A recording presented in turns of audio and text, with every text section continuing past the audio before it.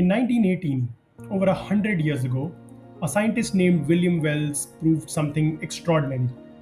He proved that diseases like influenza, measles, and tuberculosis travel through the air, that they are carried on microscopic particles that float, drift, and linger on in the space we share. That simply being in the same room as an infected person without touching them, without direct contact, was enough to get infected. He proved it with evidence, with data, with science. The scientific community rejected it. And then in 2020, 100 years later, COVID 19 spread across the world through exactly the mechanism Wells had identified. And scientists argued about whether it was airborne for some months, months in which people died before finally accepting what had been proven a century earlier. Air-Borne by Carl Zimmer is the story of how humanity has known, forgotten, ignored, and rediscovered the same truth about the air we breathe over and over again for hundreds of years. And it left me genuinely frustrated because the question it raises is devastating. How little have we actually learned? Airborne is Carl Zimmer's detailed history of airborne transmission, how viruses, bacteria, and other microorganisms travel through the air we breathe, and how scientists, doctors, and public health officials have struggled for centuries to accept that fact. Zimmer is one of the finest science writers working today. He has a rare ability to make complex biology feel urgent and human, to show you that behind every scientific debate are real people making decisions that affect millions of lives. I came into this book with a general understanding of airborne transmission, particularly after COVID, but I had no idea about the history behind it, the centuries of evidence, the repeated discoveries, the repeated rejections. By the time I finished, I was genuinely shocked, not by the science, but by the human story behind it, the story of how we keep failing to learn. Let me tell you the story that affected me the most. In the 1930s and 1940s, a scientist named William Wells dedicated his career to proving that diseases spread through the air, through tiny airborne particles, now called aerosols, that can float in a room for hours after an infected person has left. He designed experiments, he collected data, he demonstrated that measles, tuberculosis, and influenza could be transmitted this way. And the scientific establishment, the doctors, the public health officials, the researchers who should have been most receptive to this evidence, dismissed him.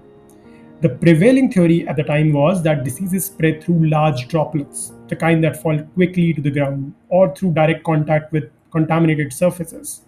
The idea that invisible particles floating in the air could make you sick was considered fringe, unproven, even dangerous to support. Wells died in 1963, his life's work largely unrecognized. And then COVID happened. In 2020, when SARS-CoV-2 began spreading with terrifying speed through indoor spaces, scientists initially insisted it was droplet transmission, that surface contamination was the primary risk, that keeping 2 meters apart and washing your hands were the key defenses. The evidence that it was primarily airborne accumulated quickly. Super spreader events in restaurants, choir rehearsals, nightclubs, places where people shared air for extended periods made the pattern undeniable.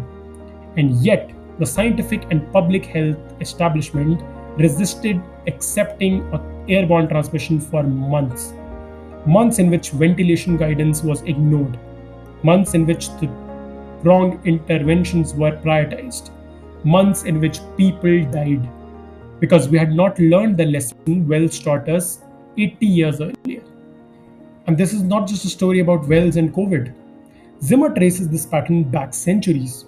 The debate about how diseases spread through bad air, through contact, through water, through the atmosphere is one of the oldest debates in medicine. John Snow famously traced the 1954 Broad Street cholera outbreak to a contaminated water pump.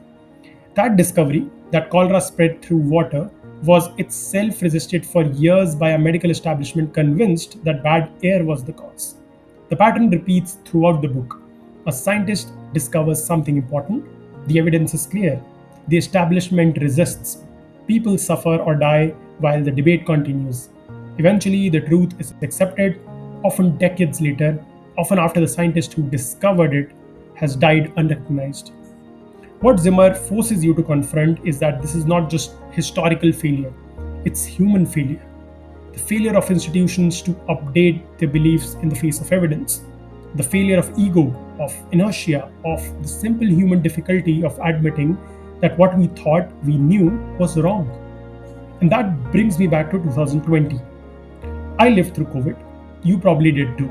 And reading this book made me think about those early months very differently. The guidance to wipe down packages and surfaces while ventilation in hospitals and public space received almost no attention. The insistence on 2-meter distancing while people sat for hours in poorly ventilated rooms. The months of debate about whether the virus was truly airborne, while super spreader events made the answer obvious. All of that looks different when you understand that William Wells had already answered these questions, that scientists had already proven airborne transmission of respiratory diseases, that the evidence had been available and repeatedly ignored for a century. The 1918 influenza pandemic infected 500 million people and killed tens of millions. It was airborne. We knew it was airborne. And 100 years later, we still had not built that knowledge into our public health infrastructure in any meaningful way. This is not just frustrating, this is genuinely devastating. My one criticism is that the book can feel dense in its middle sections, particularly where Zimmer goes deep into the specific scientific database around particle size and transmission mechanisms. For a reader without a strong science background, some of these sections require concentration. Zimmer is a skilled enough writer to make most of it accessible, but there are passages where the scientific detail accumulates faster than the narrative momentum. It's a minor criticism. The overall argument is clear, compelling, and deeply important, but it is worth knowing before you pick it up.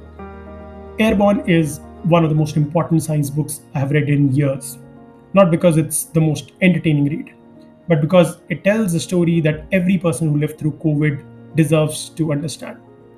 We did not fail because we didn't know. We failed because we refused to accept what we already knew. We failed because scientific institutions are made of human beings with egos, with inertia, with a deep resistance to changing beliefs that feel settled. William Wells proved 100 years ago that the air we breathe is a vehicle for disease. COVID proved it again at a cost of millions of lives. The question Airborne leaves you with is simple and deeply uncomfortable. What are we refusing to accept today that will be obvious to everyone in 100 years? If you want to understand COVID, if you want to understand how science actually works, not in theory but in practice, then you should read this book. Have you read Airborne? Tell me in the comments. Did the history of airborne science change how you think about COVID? And here is the question I keep thinking about. Knowing what we know now, are we doing enough to prepare for the next pandemic? Or are we making the same mistake again? Subscribe if you want more honest book reviews like this one every week on Lore and Lens. See you in the next one.